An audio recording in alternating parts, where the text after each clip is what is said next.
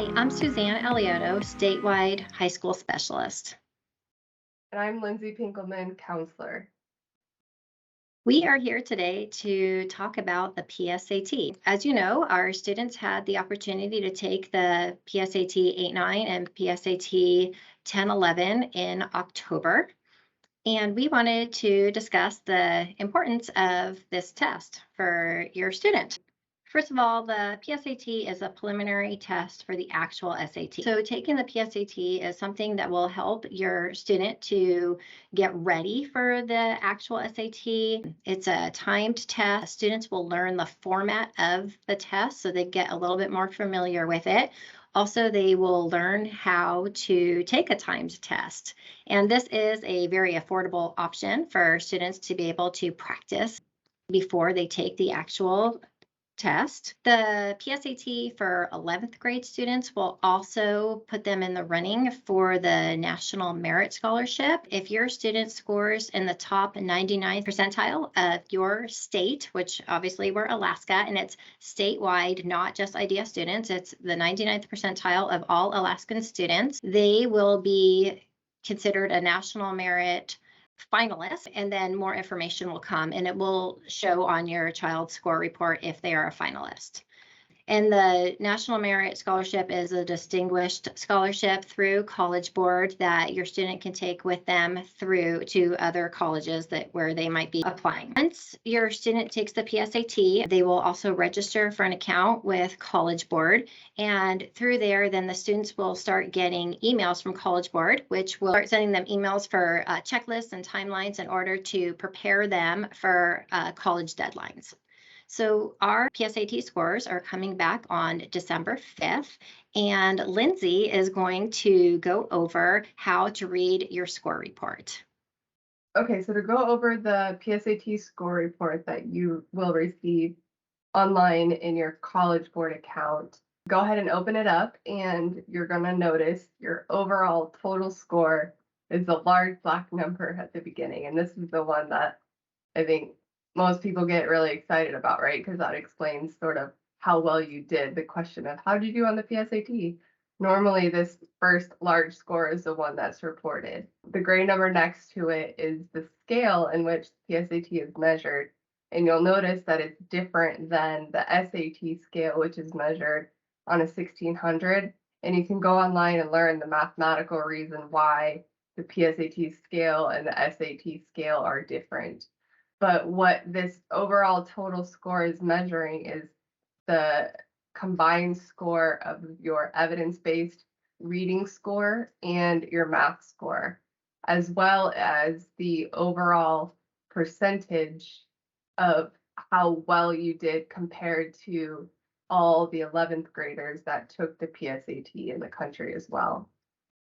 What is important to know when you see your separate score with reading and writing and math is that because the PSAT is a prep test for the SAT for college and career readiness, when a student takes the SAT, many colleges use super scoring or buffet scoring.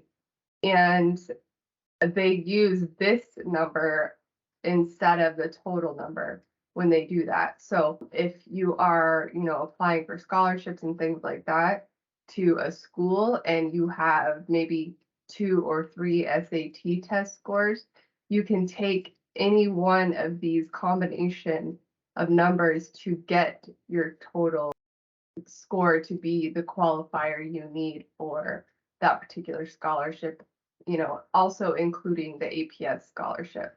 So again, what is important to know about the total scores is what yours is, how it compares, because it also is a factor for the National Merit Scholarship, but also just gives you an idea of how you're currently performing in career and college benchmark readiness scores among your peers. If you scroll down a little bit, you'll notice that each test breaks down into areas of strength based on the red, yellow, and green. So red is, areas of gap of learning that maybe need to be improved. Green is strengths, and yellow is currently whether or not you're on track for those college and career readiness skills. So the second page involves the National Merit Scholarship score, and this is the qualifying score. And in Alaska, I believe that benchmark score is a 210. But again, you can go online and read about the National Merit Scholarship and how that is all calculated and what you need to do if you are a qualifier off of the PSAT and MSQT that you take as an 11th grader.